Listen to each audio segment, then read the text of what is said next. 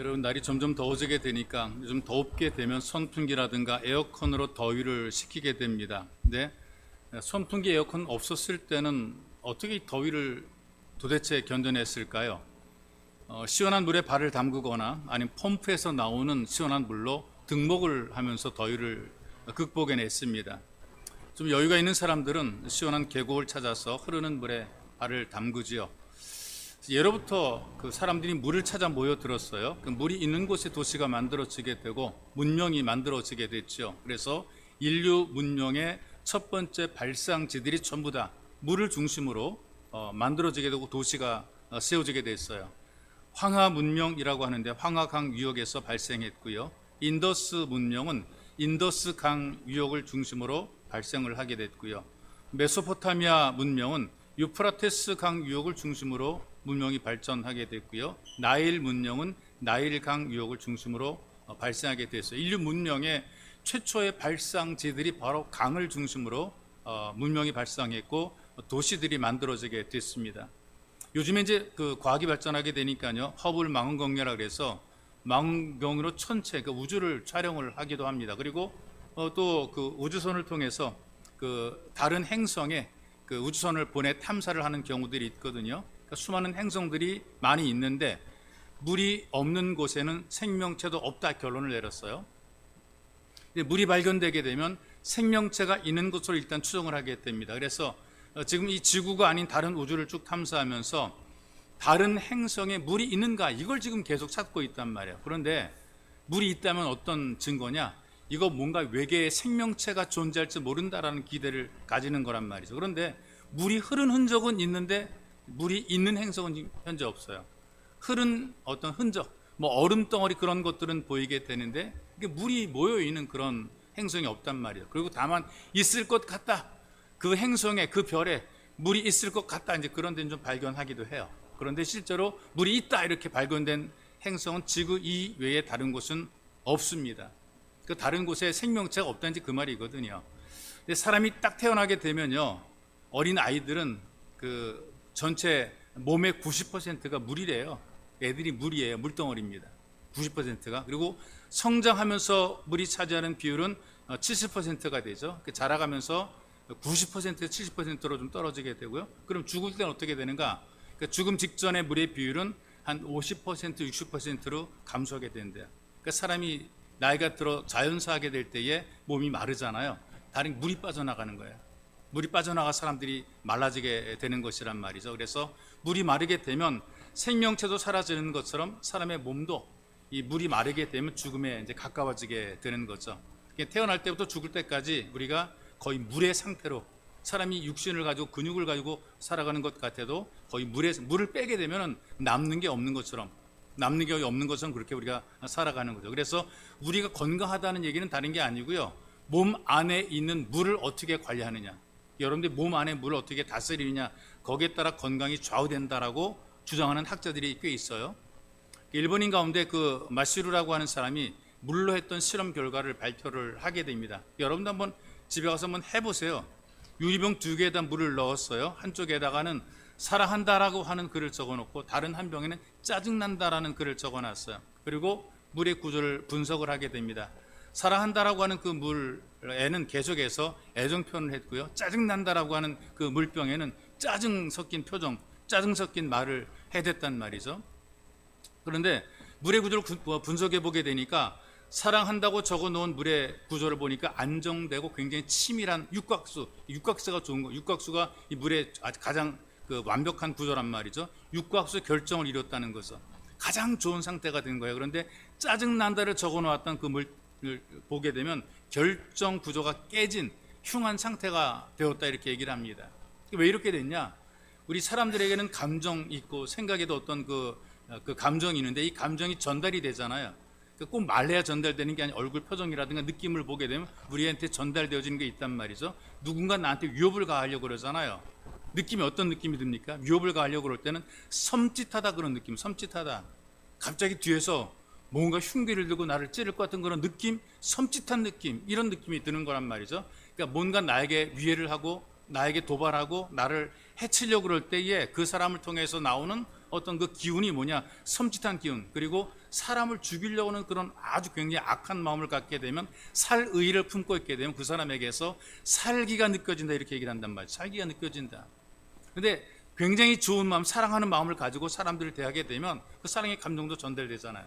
그 마음속에 품고 있던 좋은 감정, 아름다운 감정, 굉장히 어떤 그 뭐라 그럴까, 아끼는 그런 애틋한 마음의 감정들이 또 전달이 되는 거예요. 좋은 느낌이 전달이 되는 거란 말이죠. 그러던 그런 느낌을 받게 될 때에 느낌이 좋아요. 마음이 흐뭇하다, 그 말이 있어.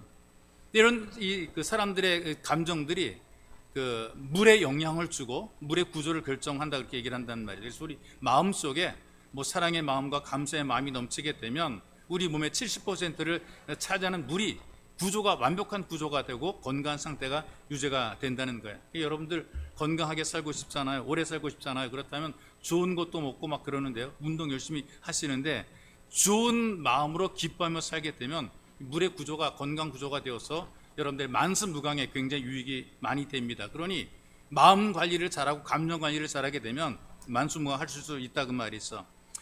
이 본문의 그 에스겔을 선지자를 통해서 보여준 그 말씀 내용을 보니까 그 뒤를 쭉 읽어봐도 풍성한 물에 관한 말씀을 하고 있어요. 물에 관한 이야기입니다. 바벨론의 느부갓네살 왕이 예루살렘을 침략을 했어요. 성전까지 싹 무너뜨렸습니다. 예배를 위해 준비된 그 모든 기구들을 싹 다 약탈해 갔어요. 뭐 금, 은으로 돼 있으니까 뭐하란 말이죠. 이게 굉장히 중요한 어떤 보물이 되니까 그 모든 보물들 전부 다 약탈해 갔어요. 그러니까 그렇게 약탈당하게 되니까 사람들 마음속에 어떤 생각이 드느냐 하면 더 이상 하나님께서 성전에 안 계신다, 그렇게 느껴지게 되는 거예요. 왜? 하나님의 집이 다 털렸어요.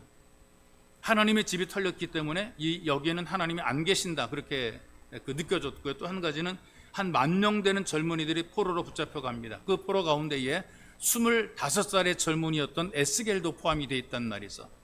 그리고 포로가 된 지 5년이 지난 이후에 에스겔의 나이가 30살이 되었을 때에 하나님께서 그를 부르십니다. 하나님이 일을 하라고 말씀을 주고 선지자로 부르셨단 말이죠. 왜 부르셨는가? 노예 생활에 시달리는 백성들을 위로하고 격려하고 그들의 용기를 주며 그들에게 소망의 메시지를 선포하라고 이 에스겔을 부르신 거란 말이에요. 그러니까 선지자들이, 성경에 여러 명의 선지자들이 등장하게 되는데 나름대로 특성들이 있습니다. 예레미야 선지자는 눈물의 선지자로 활동했다 그래요. 나라가 망하는 것을 바라보면서 망할 것을 예언하면서 눈물로 나라를 위해 기도했던 선지자란 말이죠. 그러니까 나라가 망할 때에 이 선지자들이, 먼저 부름받은 사람들이 애통하며 기도하는 거죠. 또 아모스 같은 이는 정의의 선지자로 사역했어요. 정의를 물같이 공의를 강물처럼 흐르게 하옵소서. 나라 꼴이, 살아가는 사람들의 모습이 온통 죄악이 충만하고 범죄가 가득하고 타락하고 그리고 부패한 모습을 바라보면서 하나님, 이런 나라 이런 민족 되어서는 안 되겠사오니 정의가 흐르는, 공의가 흐르는 그런 나라 그런 민족 되게 해달라고 하나님 앞에 기도했던 정의의 선지자였어요. 에스겔은 어떤 사람인가? 소망의 선지자입니다. 소망을 선포하라, 기대를 주어라. 그런데 현실을 바라보니까 비극적인 일들이 막 벌어지는 거예요. 바벨론이 다 털어갔는데 또 침공해 온 거란 말이죠. 예루살렘 성을 아예 그냥 완벽하게 무너뜨려 폐허로 만들어 버리고 말았어요. 조국도 없어지게 되었고 돌아갈 땅도 없어지게 되었고 지도자들, 왕도 다 죽었고 백성들이 절망의 눈물로 세월을 보내게 되는 거죠. 백성들이 깨닫지 못하게 되고 분별력이 사라지게 되면 나라가 망하게 되는 겁니다. 돌아갈 곳이 없어지게 되는 겁니다. 절망해서 눈물로 세월을 보내게 되죠. 근데 그 무렵에 에스겔의 젊은 아내마저 세상을 떠났어요. 근데 이런 아픔 속에서 에스겔이 좌절하지 않고 백성들을 위로하라 그러니까 자기 처지도 뭐 기뻐할 처지, 소망 가질 처지가 아닌데 하나님이 그렇게 말씀하시니까 백성들을 위로하고 백성들에게 소망 주는 메시지를 선포하게 된 거죠.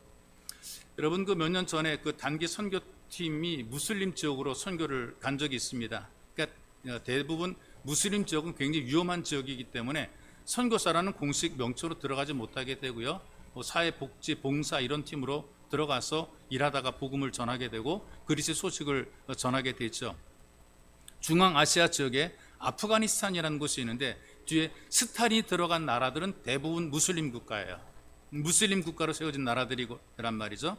근데 그 아프가니스탄에 들어가서 뭔가 봉사활동하고 우물도 파주고 지붕도 개량해 주면서 이제 복음을 전하는 그런 일을 하게 되는데 샘물교회에서 그곳으로 단기 선교팀을 파송하게 됩니다. 그러다가 인질로 붙잡히게 됐어요. 강력한 무슬림들에게 붙잡혔습니다. 불신자들이 그때 뭐라고 그런 줄 아세요? 살아 돌아올 생각하지 말아라. 유서까지 써놓고 하는데 무슨 낯짝으로 살아 돌아오려고 하느냐 막 이렇게 비난했단 말이죠. 국가적으로 가지 말았는데 왜 가가지고 이렇게 나라를 혼란하게 만드느냐. 같은 교인들마저도 국가에 누를 끼치는 잘못이라 비난을 막 했단 말이에요. 근데 여러분, 이 분들이 가서 봉사하고 헌신해서 대한민국에 대한 좋은 이미지가 그들의 가슴속에 심어주게 된 거죠.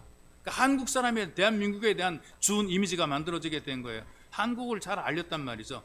남들처럼 잘 먹지 못하고 쉬지 못하면서 그들을 돕기 위해서 우물도 파주고 지붕 개량해주고 그다음에 농산물 종자 개량해서 먹고 살게 만들어주는 그런 일을 한 거란 말이에요. 그런데 붙잡은 인질들은, 이 붙잡아간 사람들은 아주 강력한 무슬림들, 아주 극단적인 무슬림들이란 말이죠.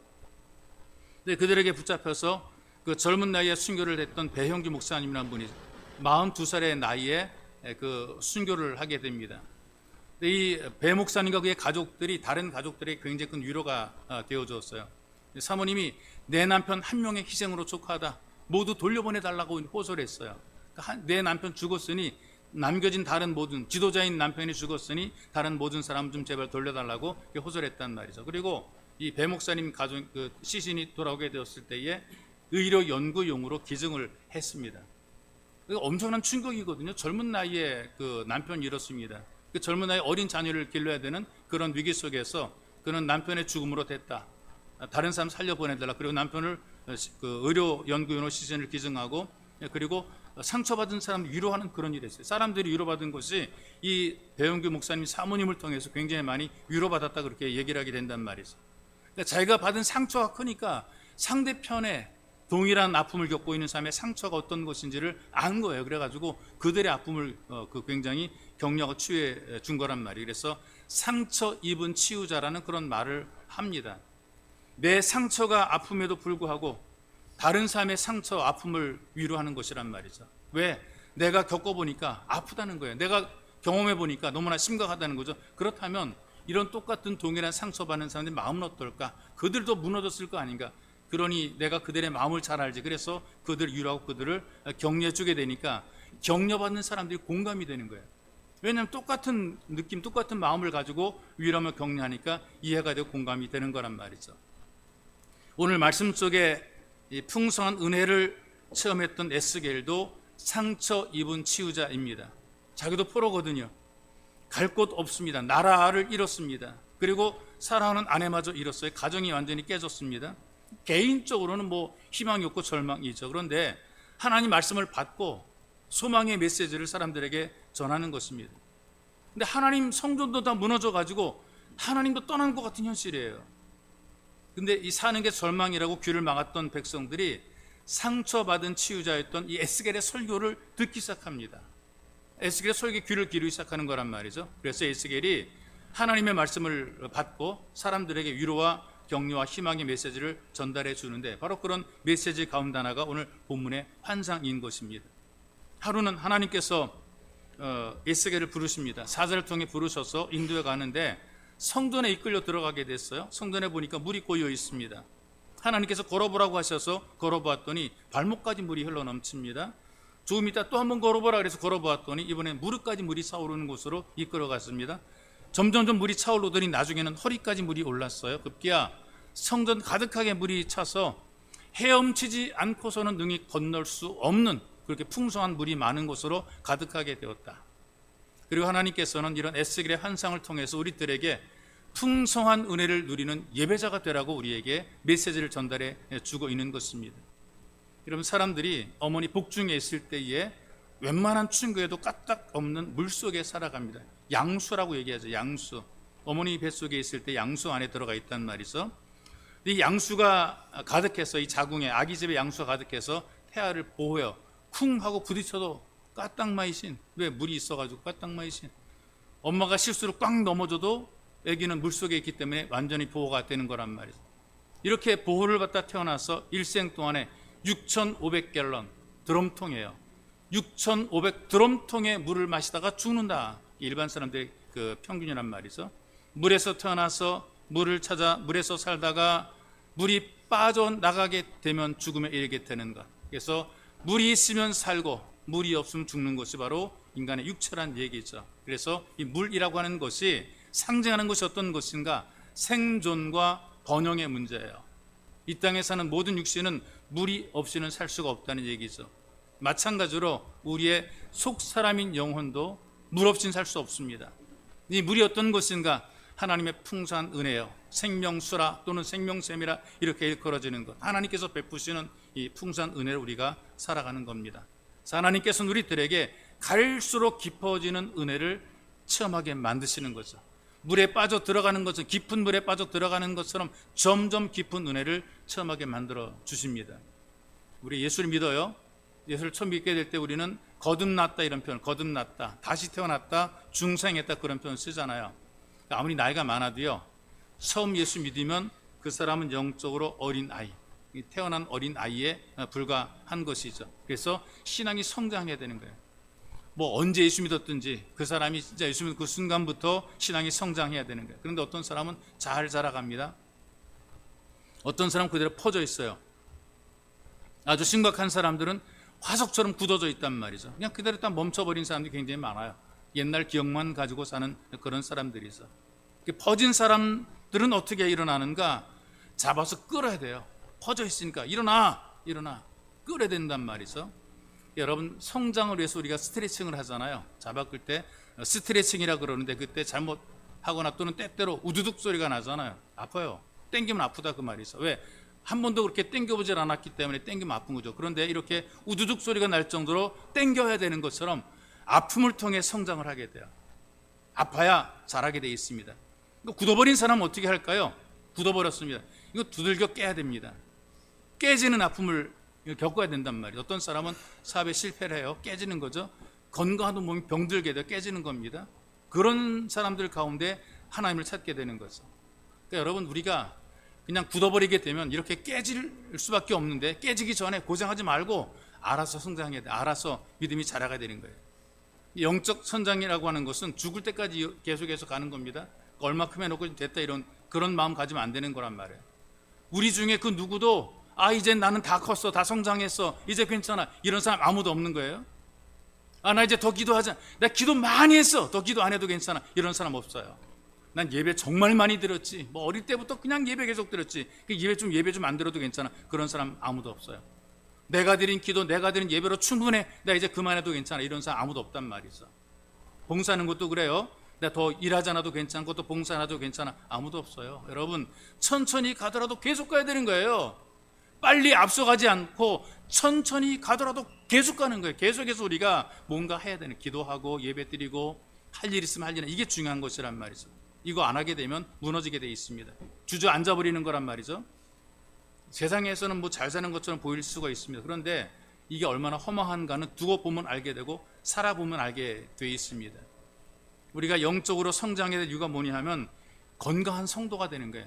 성도다운 성도가 되는 거란 말이죠. 여러분들이 처음 예수 믿었을 때보다도 자라가는 것이 없다면 이거 괜찮은 게 아니고요. 이게 병들거나 이 자기 구실을 못하는 그런 뭔가 장애가 지금 생긴 거라 그 말이에요. 애들이 태어났어요. 때가 되면 일어서고 걷고 뛰고 말하고 그래야 되는데 근데 누워만 있어 아이가. 이게 심각한 증상 아니겠어요? 여러분들이 몸이 건강하게 되면 힘든 일에도 피곤 좀 덜 느끼죠. 몸이 워낙 건강하니까요. 그리고 피곤해도 빨리 풀려요. 컨디션이 좋으면요 생활이 활기차단 말이죠. 그 외부로부터 여러분들 몸에 병균이 침투한다면 바이러스가 침투해요. 그래도 면역력이 있기 때문에 쉽게 이걸 극복해내게 되는 거란 말이에요.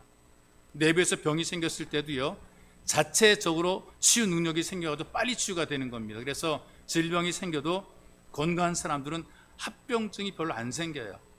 빨리 이거 병을 치료하게 된단 말이에요. 그런데 건강하지 못한 분들을 보게 되니까 쉽게 피곤해하죠. 그리고 활기를 또 빨리 잃어버리게 되죠. 질병에 저항하는 면역력이 떨어지게 되니까 이병 저병 합병증이 많이 생겨요. 병 하나가 아니라 병들이 막 몰려오는 거란 말이죠.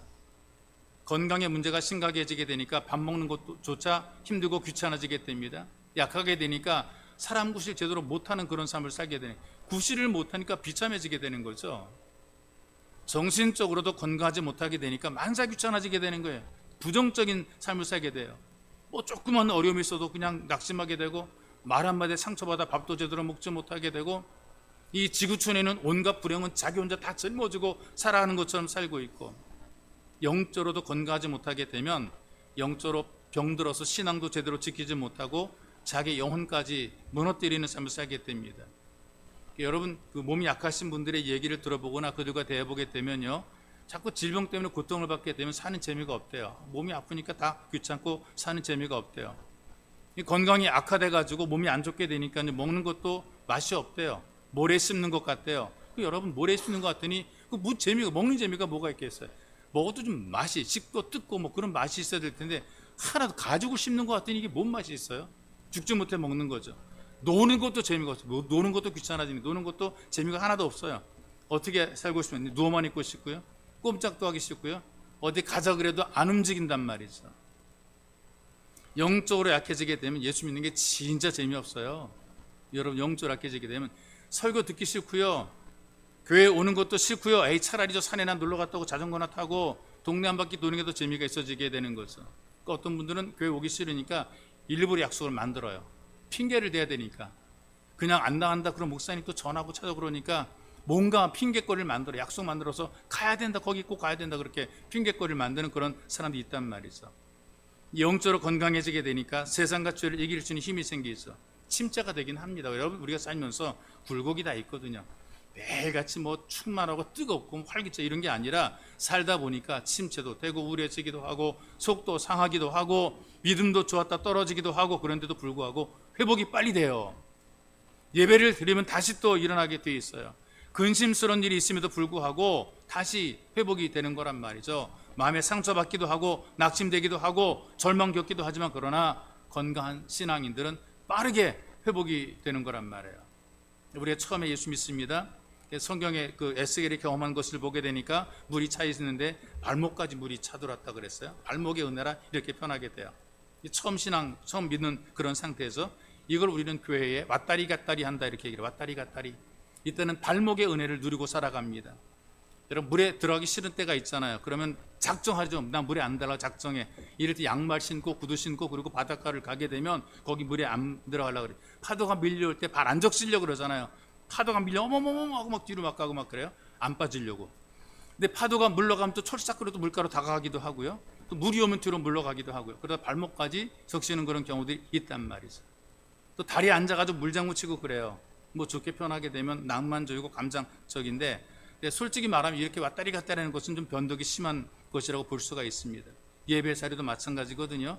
발목의 은혜 속에 빠져 교회 왔다리 갔다리 하는 분들을 보게 되니까 오고 싶으면 와요. 지가 오고 싶으면 와요. 오기 싫으면 안 와요. 왜 안 오느냐? 이유 없어요. 그냥 안 오는 거예요. 자기 마음에 싫으면 안 와버리고, 오고 싶을 땐 오고 싫으면 그냥 안 와버리고, 뭐 동네 구멍가게 들락날락 하는 것처럼 그렇게 교회를 왔다리 갔다리 하는 그런 신앙의 사람도 있단 말이죠. 발목까지 찼기 때문에 그렇습니다. 근데 여기 좀 자라게 되니까, 좀 성장하게 되니까 무릎 신앙으로 무릎까지 차오르게 되고 무릎의 은혜를 누리게 됩니다. 교회를 자꾸 다니다 보게 되니까 듣고 보는 것들이 있잖아요. 서당께 3년이면 풍어를 끄요, 식당께 3년이면 라면 끓인다 이렇게 얘기를 하는데요. 이전에 문제가 생겨 어려움이 있으면 혼자 막 머리 싸매고 고민하고 막 그랬어요. 입을 뒤집어 쓰고 아이고 죽겠네 살겠네 혼자 그랬단 말이죠. 그러다 보니까 문제가 꼬이고 얽혔어요. 근데 무릎에 신앙이 되게 되니까 그래도 믿음 있는 사람들의 신앙을 따라 하더라고요. 할 줄 모르는 기도도 한번 해보기도 하고요. 안 나오던 예배 나와요. 새벽에도 나오기도 하고요. 안 나오던 예배 나 기도한단 말이죠. 자기 발로 찾아와요. 근데 이때에 주어진 은혜가 뭐냐? 내가 하려고 그랬을 때는 문제가 자꾸 꼬였었는데 그래도 기도해 보니까 문제가 풀어지는 것을 경험하게 됩니다. 이때 응답의 어떤 즐거움을 누리게 돼요. 하나님께 기도했더니 하나님께서 응답해 주시네라는 응답의 즐거움을 누리게 되는 거죠. 기도하지 않았을 때는 내가 열심히 일했는데 기도하니까 하나님 일하시는 것을 경험하게 되는 거예요. 이게 무릎의 신앙이 이런 신앙이란 말이죠. 그래서 하나님을 경험하는 맛배기 신앙이죠. 하나님을 경험하는 기쁨을 누리게 되고 여기에 점점 더 자라겠다는 의욕이 생겨서 신앙이 자라게 되니까 어디까지 가게 되느냐? 허리의 신앙, 물이 허리까지 차오르는 거죠. 허리의 은혜를 누리게 되는 겁니다.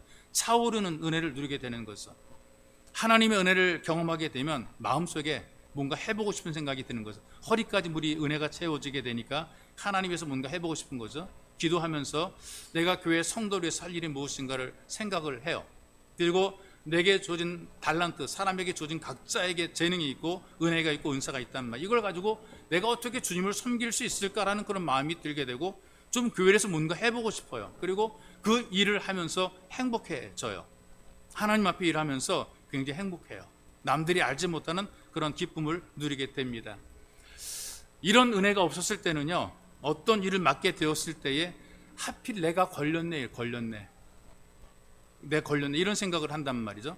다르게 표현하면 재수 없어 걸렸다 이렇게 말하는 분들이 있어요. 그런데 허리에 은혜가 잠기게 되면, 허리까지 은혜가 잠기게 되면 이제 그 줄을 서서 기다린단 말이죠. 대단한 일 하려고 기다리는 것도 아니고요. 뭐 화장실 청소라든가 주차 관리하는 것, 이런 이런 굳은 일을 하려고 기다리는 거란 말이죠. 어떤 분들은 자기가 맡은 기도 순서를 위해서 기다립니다.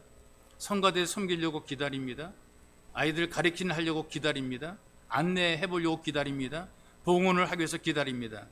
이 기다린다, 뭔가 내가 하나님 앞에서 이 일이든 저 일이든 해보려는 어떤 그런 기다림이 있게 되는 겁니다. 대충 하는 그런 것이 아니고요. 자기 순서 오면 좋아 죽어요. 아, 이게 내 순서 왔다, 좋아. 기도 준비 막 하고 그런단 말이죠. 은혜를 알게 되면 하나님 앞에 은혜로 사는 것이 얼마나 행복한 것인가를 알고 준비하게 되는 거예요.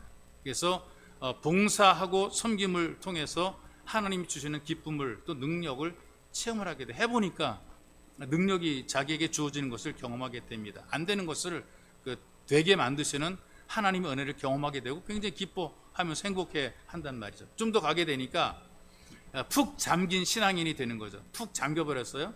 헤엄칠 정도 물이 많아지게 됐다 그랬잖아요. 풍성한 은혜를 누리는 자리까지 나가게 되는 것입니다. 물이 허리에 머물지 않고 불어났어요. 가슴까지 차오르고 점점 푹 잠길 정도까지 됐단 말이죠. 이렇게 은혜 속에 푹 잠기게 되니까 하나님 말씀을 들을 때, 아, 이건 나한테 주시는 말씀일세, 이렇게 받아들여지게 돼요. 전에 들을 때는 자기에게 들려지는 말씀으로 받지 않았었는데 어쩜 나한테 주시는 말씀일까? 그래서 말씀 들을 때 눈물이 핑 돌기도 하고요, 찬양하면서 가슴이 설레이기도 하고요, 기도하면서 마음이 확신이 들기고 평안함을 누리기도 합니다. 어떤 어려운 일들이 있을 때에도 하나님이 함께할 줄로 믿고 담대해지게 됩니다. 누가 봐도 어려운 삶임에도 불구하고 기죽지 않아요. 감사하며 살아가는 것이란 말이죠. 이런 이 체험들을 신앙에서 계속해서 하게 되는 것입니다. 어떤 성도 이런 고백을 해요. 40년 동안 예수 믿었는데 예수님이 머릿속에만 계속해서 머물러 있었대요. 성령께서도 머릿속에 머물러 있었다는 거죠. 성경 지식은 초등학교 때부터 지금까지 퀴즈 대회 1등 했대요. 성경 빠삭하게 잘 알고 있어요. 아는 것이 많아서 머릿속이 터지듯이 고여 있었다는 것이죠. 그런데 가슴에는 하나도 느낌이 없는 거예요. 감동이 없는 거예요. 아무런 은혜가 느껴지지 않았어요. 그런데 어느 때부터인가 예배 최선을 다하도록 하나님께서 감동을 주었고, 기도하게 감동을 주었고, 찬양 들을 때 마음속에서 우러난 감사가 있었단 말이죠. 그러면서 은혜가, 머릿속에 차있던 그 은혜가 가슴으로 흘러내려오기 시작했다. 이분이 이런 얘기를 하더라고요. 목사님, 머리에서 가슴까지 겨우 10cm를 내려오는데 40년 흘렸습니다. 머릿속에서 가슴까지 내려오는 10cm 동안 40년이 걸렸다는 거죠. 막혀있던 모가지가 떨어졌더니 가슴에 벅찬 감격이 용서 숨쳐오릅니다. 예수의 십자가가 나를 위한 죽임이라고 생각하니 내가 울지 않고는 견딜 수가 없었습니다. 머릿속에 머물러 있던 성령이 섬세하게 나를 지키고 동행하고 돌보셨는데 이거 깨닫게 되니 나는 감사하지 않을 수 없습니다. 이런 고백을 하게 되는 거죠. 푹 잠긴 신앙, 이 풍성한 은혜를 누리는 신앙이 된 겁니다. 이게 뭔가 가득해야, 충만해야, 푹 잠겨야 이게 뭔가 좀 이렇게 오는 게 있고 자신감도 생겨지게 돼 있어요. 제가 어릴 때만 해도요, 공동수를 많이 사용했거든요. 공동수도.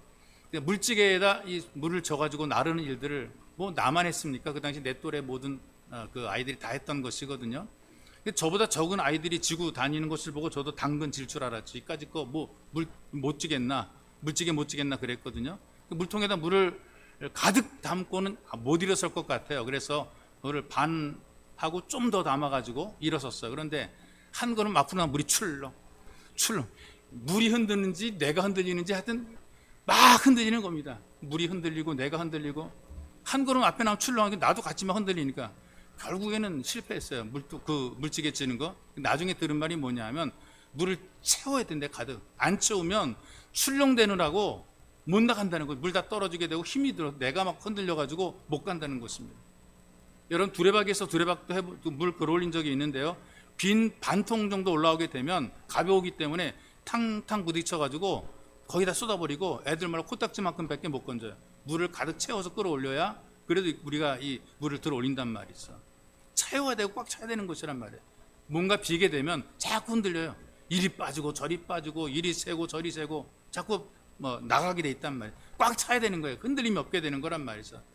예수 믿는 신앙생활이 내 형편 내 처지에 따라서 믿는 게 아니에요. 푹 빠져 믿어야 되는 것이란 말이죠. 아예 그냥 던져놓고 믿어야 되는, 예수님에게 던져야 되는 거예요.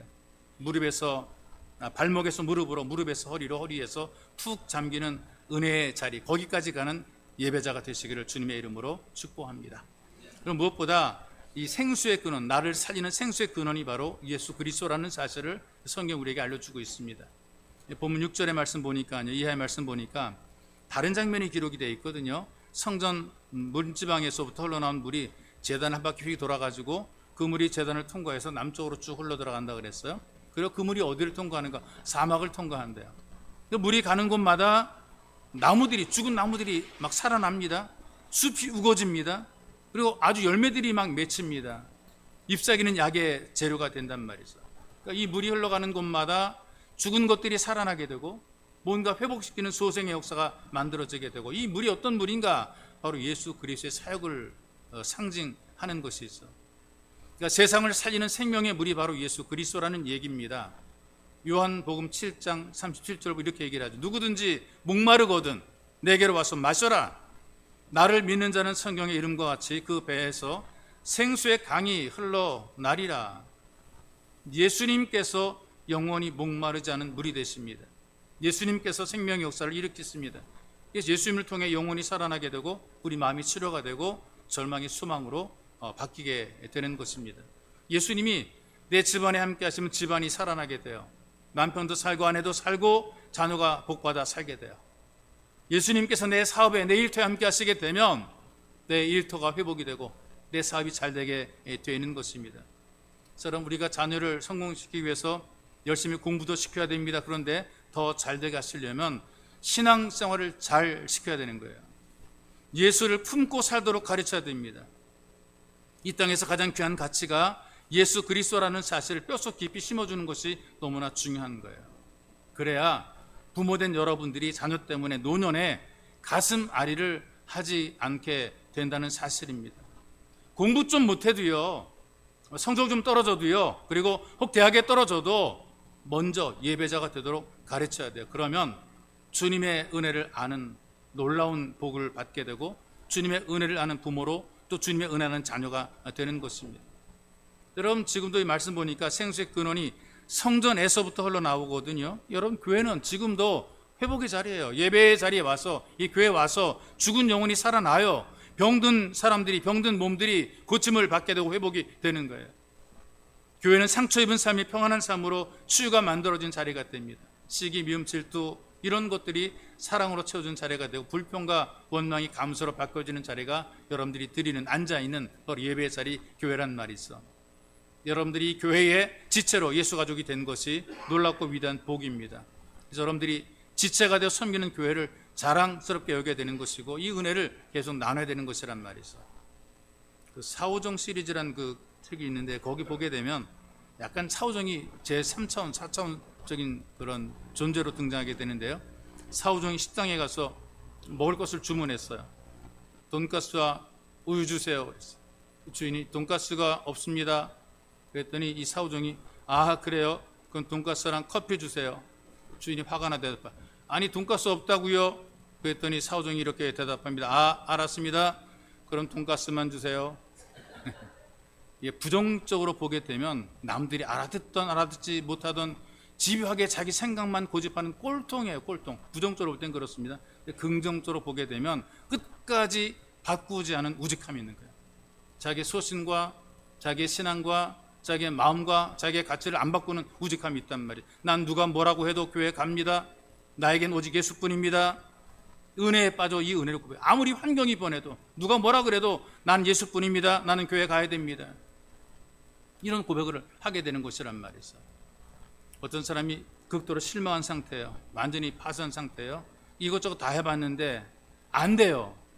예수 하나 믿어보자 하면서 제 발로 교회, 제 발로, 누가 오라고 그러질 않는데 자기 발로 교회로 갔어요. 뭐 절에도 갔다가 무당도 찾았다 그랬다가 이제 마지막에 손 들고 옵니다. 이거 다 털리고 나서 손 들고 옵니다. 빈손 들고 교회로 왔어요. 예배를 드리는데, 이 예배를 드려서 말씀을 들어도 하나님이 마음의 문을 열어줘야 되는데 하나님께서 그의 마음의 문을 열으셨어요. 그 말씀이 받아들여지게 돼요. 예수님을 마음속에 영접하게 돼요. 그러니까 감사의 고백이 나오게 됩니다. 예배를 은혜롭게 마치고 나가면서 이렇게 얘기하고 나갔어요. 예수 믿는 사람들, 아주 나쁜 사람들, 이 좋은 예수를 혼자만 믿고 자기들끼리만 믿고 그러고 나왔대요. 그런 교회의 축복이 나의 축복이에요. 교회의 평안이 나의 평안인 거예요. 교회의 모든 누림들이 바로 나의 누림이 되는 거예요. 그럼 여러분, 교회를 귀히 여기고 교회를 건강하게 세워가야 되는 것입니다. 교회 속에서 참된 예배자가 될 때에 이 교회를 통해서 여러분들이 그 살아가는 삶의 터전이 새롭게 되는, 이 생명수가 솟아나는 복 있는 자리가 되는 것입니다. 생명의 근원 되신 예수님께서 여러분들의 삶 현장으로 흘러 들어가게 되고, 바로 이 교회 속에서 이 그리스도를 통해서 복에 푹 잠긴 풍성한 은혜를 누리게 되는 것입니다. 여러분들이 푹 잠긴 은혜를 누리는 복이 있는 예배자가 되시기를 주님의 이름으로 축복합니다. 여러분 함께 기도하겠습니다. 기도할 때 이렇게 기도하십시다. 갈수록 깊어지는 은혜를 누리게 하옵소서. 내 믿음이 발목 신앙이었습니다. 발목에 성장해서 무릎까지, 무릎의 서리까지, 허리에서 푹 잠긴 신앙 되도록 은혜를 베풀어 주옵소서. 찰싹거리는 데만 있지 말게 도와주시고 더 깊은 믿음의 자리로 인도해 달라고 간절히 기도하시고요. 생명의 근원이 예수 그리스도입니다. 교회를 통해서 만사의 풍성함을 누리게 만들어 주시고, 생수의 근원 되시는 생명의 물이 되신 예수 그리스도를 통해서 치유가 되고 회복이 되고 재충전되고 인도하심과 동행의 은혜를 누리며 살아갈 수 있도록 바로 그 예수를 통해서 내가 회복이 되게 하소서. 예수를 통해서 강건하게 도와주옵소서. 예수를 통해 치유가 되게 만들어 주옵소서.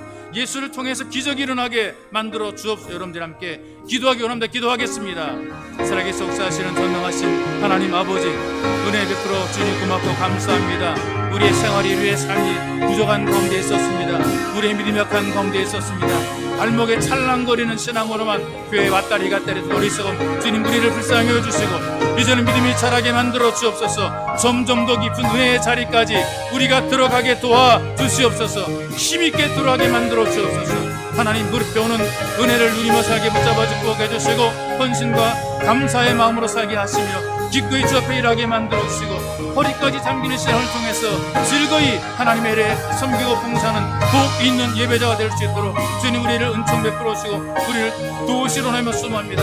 북장교 믿는 신앙이 되게 만들어 주옵소서. 만사가 주님께 있사옵고 우리의 모든 주인이 하나님이시니 주님이 알아 해결하시리라. 주님 우리를 도우시리라. 이 믿음을 가지고 믿음의 은혜 속에 북잠긴 예수 가족이 되게 만들어 주옵소서. 생명의 근원 예수 그리스도시요 하나님 모든 생수의 근원이 예수 그리스도시기에 예수를 만나게 만들어 주옵소서. 이 교회를 통해 만사의 풍성을 누리게 만들어 주시옵소서. 예수를 통해 치유가 되고 회복이 되고 재충전의 심들에게 만들어 주옵소서. 예수를 통해 인도받고 하나님 동행의 삶을 살아가도록 은혜를 베풀어 주시옵소서. 살아계신 역사하신 전능하신 하나님, 우리가 하나님의 은혜를 누릴 때 찰싹거리는 얕은 자리에 있지 말게 도와주시고 은혜 푹 잠긴 신앙인 될 수 있도록 우리를 도우소서. 하나님 얕은 자리 더 깊은 자리로 기꺼이 담대하게 믿음으로 나아가는 예수 가족이 되게 하시고 더 깊고 넓은 체험들을 통해서 하나님의 살아계심을 삶 현장에서 경험하고 누리는 예배자가 되게 주님께서 은혜를 베풀어 주옵소서. 생수의 근원이신 주님께서 계시니 바로 예수님을 통해서 예수 그리스도로 말미암아 치유가 되고 회복이 되고 재충전의 심 누리게 만들어 주시고 우리 일생 우리 평생에 오직 예수님과 동행하고 예수 인도를 받는 복 있는 성도의 삶 되도록 주님 우리를 도와 주옵소서. 보배로 우신 예수님의 이름으로 기도하옵나이다. 아멘.